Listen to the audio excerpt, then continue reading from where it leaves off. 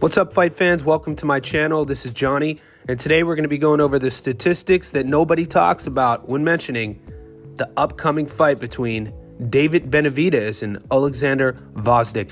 Guys, we know for months, and in Benavidez's case, probably a few years, the fans have wanted the Canelo fight, right? And over time, we've seen Canelo move up and down weight classes, and Benavidez has been staying as active as possible, and the fight just hasn't manifested.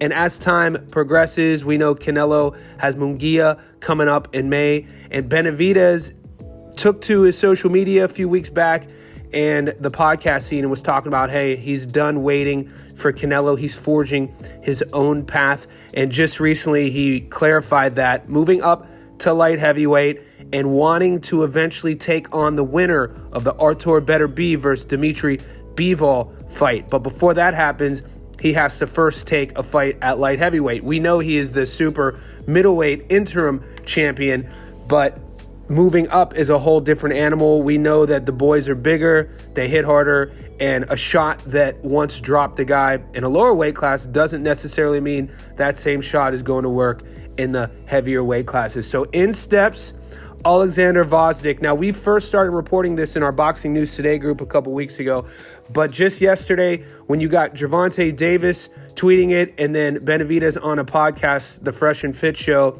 saying the same thing, the only thing left is for us to see BoxRec actually make this thing official. And the news broke stating Tank Davis versus Frank Martin and David Benavidez versus Alexander Gvozdyk will take place on the same card. Benavidez has now confirmed that. Tank has also indicated that this event will be on June 22nd at the Toyota Center in Houston, Texas. That is exciting. This is going to be a huge card, and this is where we stand at this moment with this video. For some of you fight fans, you'll know who Gvozdyk is. He did fight Beterbiev not too long ago, and for Benavidez, we just want to see him fight. And I like his mindset. I like the idea that he will call out Canelo and has called him every name in the book, but he's not going to sit back and wait. I like the idea that he's going to forge his own path, because think about it.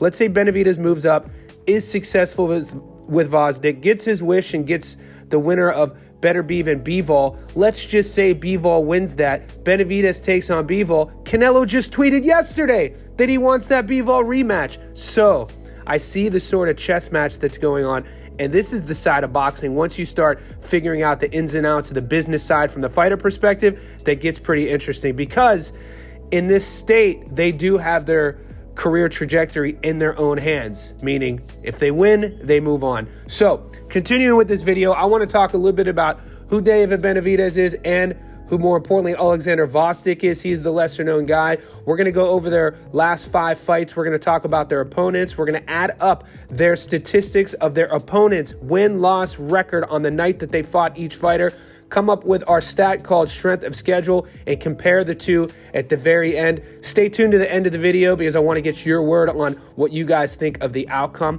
We're going to start with David Benavidez. Some of the known stats about him: he is 28-0 with 24 knockouts. That gives him an 86% career knockout to win ratio. He's currently ranked number 2 in the world in the super middleweight division. He's 27 years old, standing at 6'2", with a 74-inch reach. He's an orthodox fighter, and the American is the WBC interim super middleweight champion.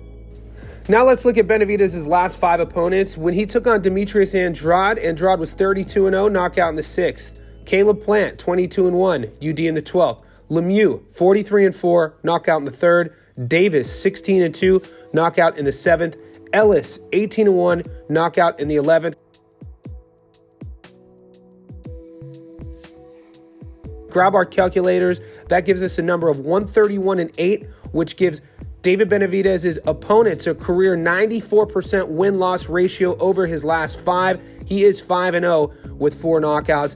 Everybody he's going to face at this stage of his career will be his stiffest test, even though Gvozdyk doesn't have the big name. Just because that is the case doesn't mean it's not going to be a challenge. This will be Benavidez's maiden voyage in the light heavyweight division, and we're going to learn a lot about the kid moving forward. Let's turn the page and look at Gvozdyk. He is 20-1 with 16 knockouts. He has an 80% career knockout to win ratio. He's currently ranked number 6th in the world in the light heavyweight division. He's 36 years old, standing at 6'2", with a 76-inch reach, and the Orthodox fighter hails from the Ukraine, and his adoring fans call him the Nail.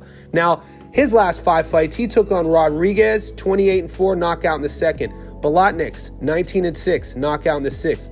Obando, 20-34, UD in the sixth.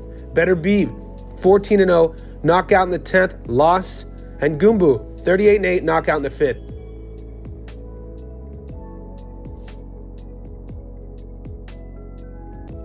Grab our calculators. We get a number of 119-52, which is a 70% career win-loss ratio strength of schedule over his last 5. He is 4-1 with that 1 loss coming to Benavidez with 3 knockouts. And guys, I want to highlight the fight that took place after Benavidez, and this is something for boxing fans just maybe new to the sport to start to understand. When he took on Benavidez, he was undefeated.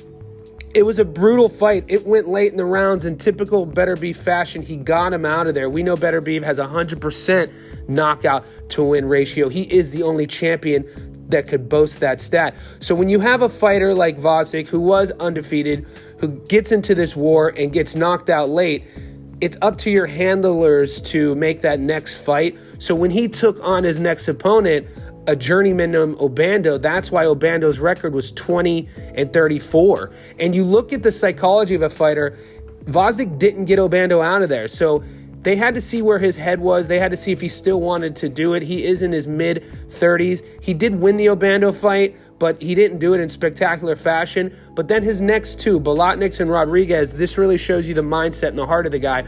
He fought both of those guys and got them out of there with finishes, and now sets up a huge fight, probably the fight of his career, with David Benavidez, and we'll see what happens. When you look at both fighters, a lot of the physical attributes are pretty much the same. They're the same height. They have very similar reach.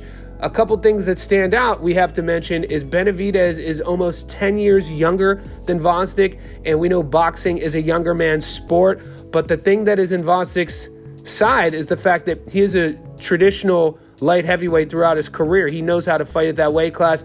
This will be Benavidez's first fight. We know David carries a lot of weight.